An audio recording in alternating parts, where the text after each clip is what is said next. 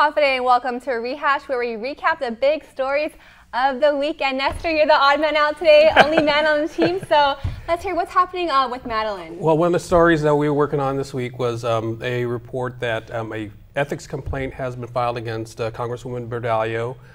They responded by saying that they believe it to be politically motivated, and it had to do with the lodging here on Guam.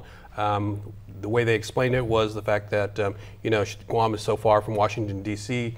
that she has actually leased her home here and stays at an apartment that is owned by her sister. And so the complaint centers around that, and the ethics committee has taken that, and it will be reviewing it and will announce later next month, I believe, whether they will proceed with that. But even though the Congresswoman has said that it's politically motivated, they haven't released any details of why they think it's so. Okay, so we'll see what comes out with that. Hopefully we find out next month. And then Crystal, also big news with the church this week. Progress to report, at least we hope so.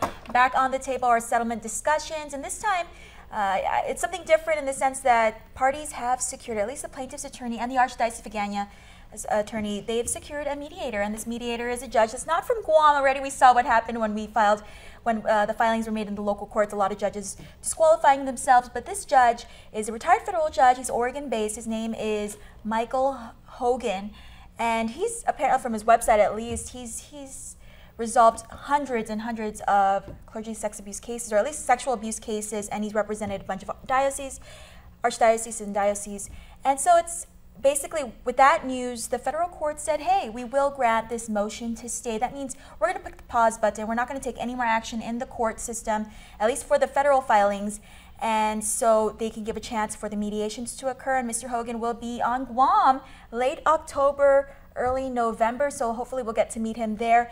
And hopefully they can also resolve the cases filed in the Superior Court of Guam. So we are like 100, I've lost count, honestly, almost 100 cases of clergy sex abuse, or those that are also work for the church.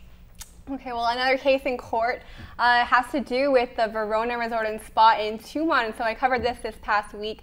Verona has had a kind of a history of some issues with compliance with employment law.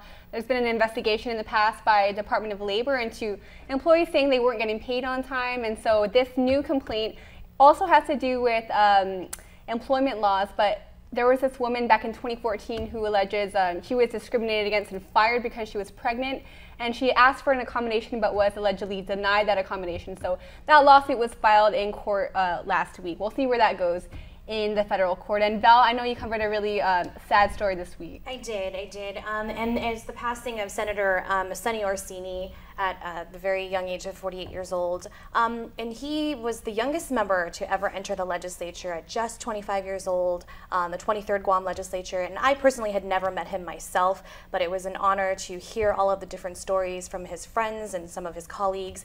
And a lot of the words that really stood out to me, charming and dynamic and down to earth, and a wonderful orator, and just somebody who they admired and they looked to as a mentor.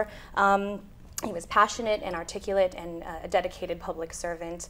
He was also a businessman, and it was very unfortunate to hear of his passing earlier this week. And I believe the state funeral is next week on Friday at the legislature at 2 p.m. Definitely. Well, our condolences go out to all his friends and family. And of course, if you have any news tips, anything you think that we should look into, just send us a message at reporters@kuam.com.